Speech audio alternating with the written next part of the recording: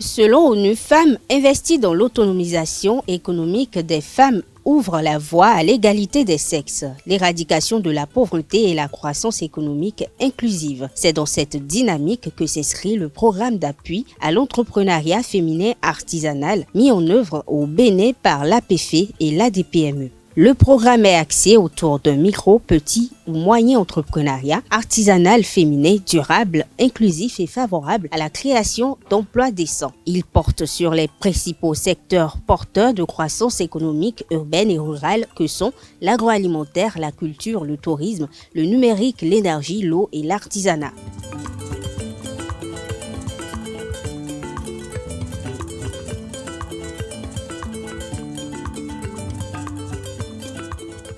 Démarrée en 2022, l'offre de services aux femmes bénéficiaires se poursuit dans les différentes zones d'intervention.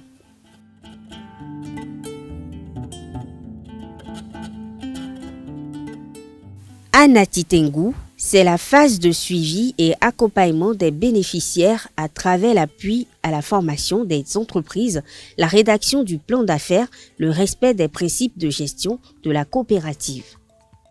La coopérative a été créée en 2001. Nous sommes 50 personnes. On se voit au moins chaque mois, une fois en passant. Nous sommes les transformatrices de soja. On fait fromage de soja, brochettes de soja, viande de soja et la farine de soja aussi. Il faut travailler sur le plan d'affaires, d'accord? Si vous avez des difficultés, oui, vous le rappelez. On peut refaire une petite séance pour rediscuter de ça. D'accord. C'est important que vous ayez ça parce que, vous voyez, c'est un document qui vous permet de travailler sur un projet en disant « Ah, on a besoin de quoi pour développer notre activité ?» Vous avez certainement besoin d'apprendre de nouvelles techniques de transformation de soja en fromage. Et ça, APFE a prévu ça. C'est ça que nous appelons les formations métiers ou formations techniques.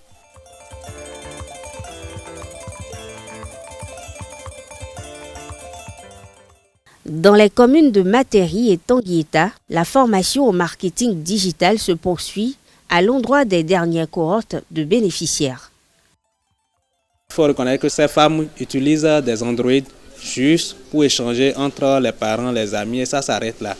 Alors que nous sommes dans une ère où le téléphone peut les aider efficacement dans le développement de leur activité générative de revenus. C'est dans ce cadre que nous les entretenons sur plusieurs applications utiles qui vont les amener à améliorer ce qu'elles font déjà, à présenter les produits de bonne qualité qui puissent attirer la clientèle.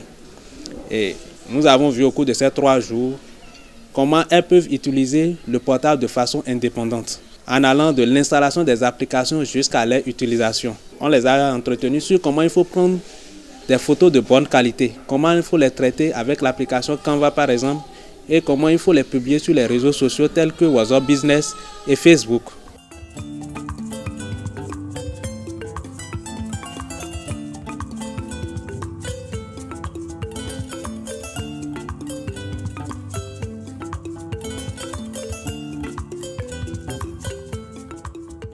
Je suis venue ici aujourd'hui pour la formation, pour apprendre comment chercher le marché dans les appareils portables Android. Je suis en train d'envoyer mon marchandise à l'extérieur. Je partage ça avec beaucoup de gens pour pouvoir les attirer vers mon produit.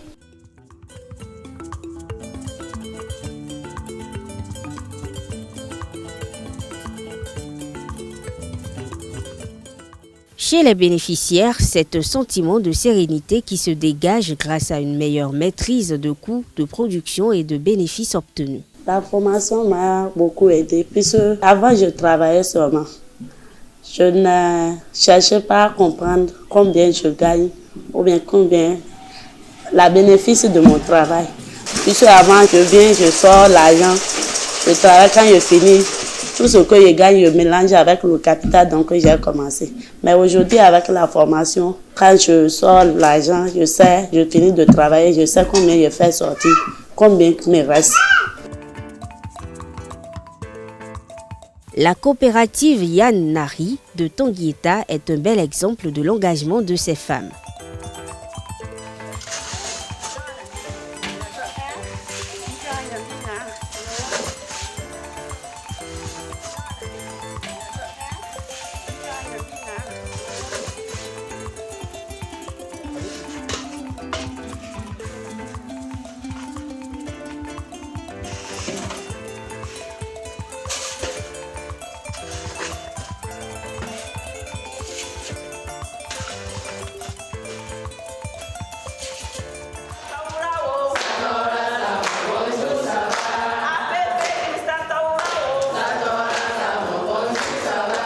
Dans la commune de Banikwara, plusieurs coopératives ont formalisé leur existence et rédigé leur plan d'affaires obtenu tout en maintenant un rythme régulier de leurs activités.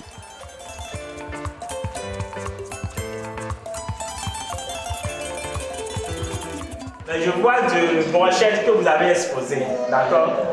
Déjà, l'unité revient à combien? Quand je prends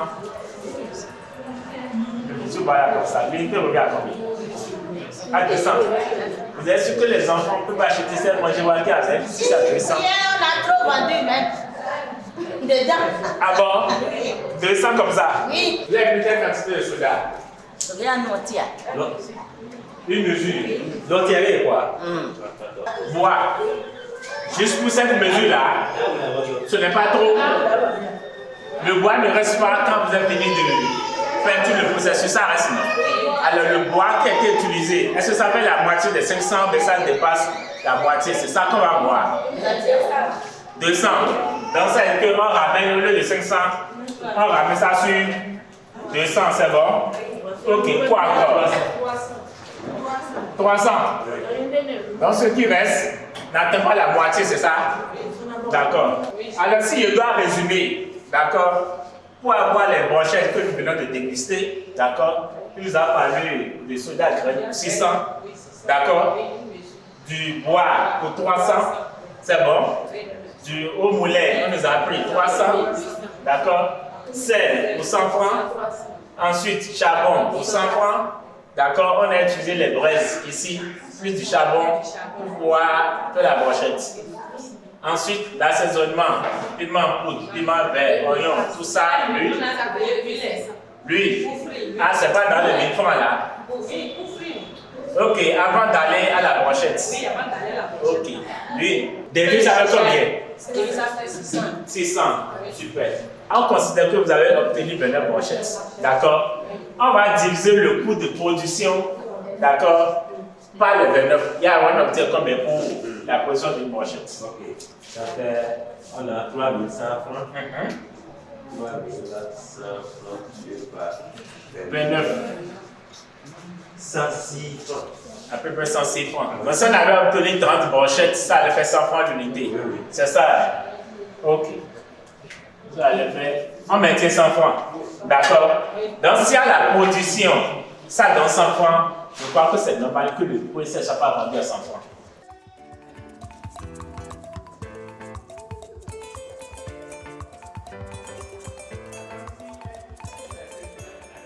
Elles ont obtenu un prêt auprès d'une institution de microfinance à un taux de 6% pour un remboursement de 3 mensualités en 6 mois.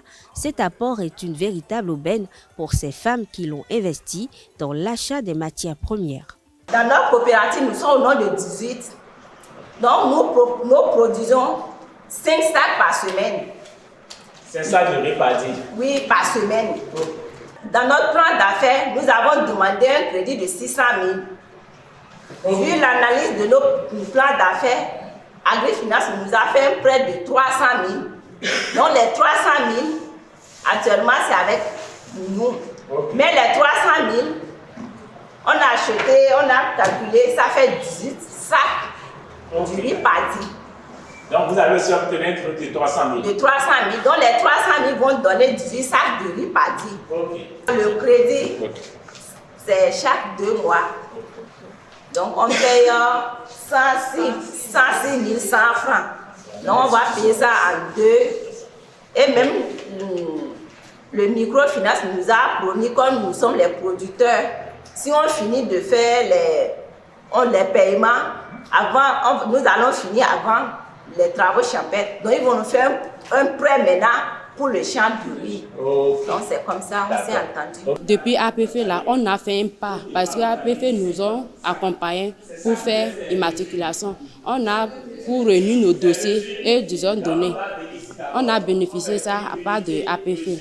Le plus encore, on ne savait pas, on devait gagner des clients à partir de téléphones Android. Là, ils nous ont appris le WhatsApp Business. Tu peux vendre tes produits jusqu'en Europe. Tout ça, c'est grâce à APF. Et en plus, APF nous a accompagnés pour faire de prêts. Et nous, on a reçu 320 000 francs. Visant la pérennisation de leurs activités, les bénéficiaires font un état de leurs besoins en matériel ou formation. On veut que APF nous aide encore pour nous montrer beaucoup de choses. Par exemple, l'huile de soja, on ne sait pas comment on transforme ça. Et les biscuits de soja, on ne sait pas. Et il paraît qu'il y a aussi les champs de douche, et on ne sait pas comment on fait ça.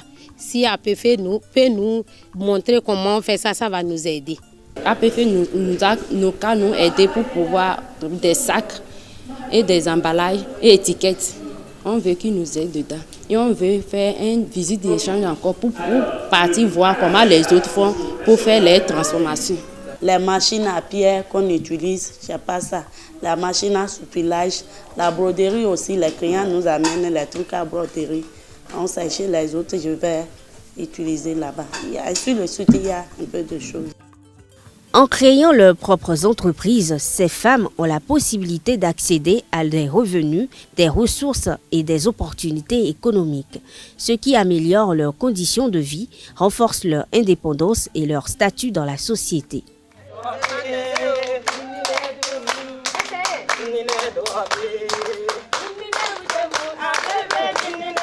Le programme d'appui à l'entrepreneuriat féminin artisanal PAEFA est une initiative de l'APF au Bénin mise en œuvre en partenariat avec l'Agence de développement des petites et moyennes entreprises et financée par la coopération belge fédérale.